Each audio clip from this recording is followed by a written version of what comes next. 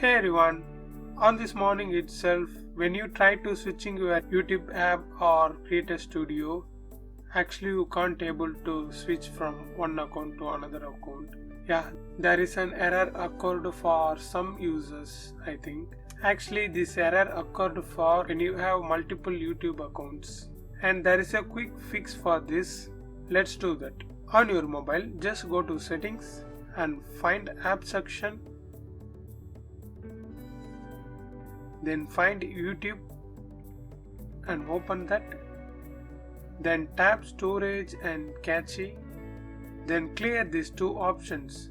Don't worry, it won't change anything. It's just clear the cache files. First clear storage. Okay, done. Then clear cache. That's it. Same for Creator Studio. Now go to YouTube and check that.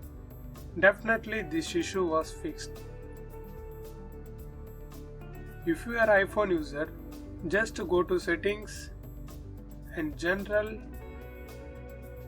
iPhone storage and find YouTube and offload app.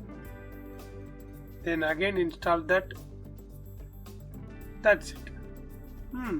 Hope this video helps you.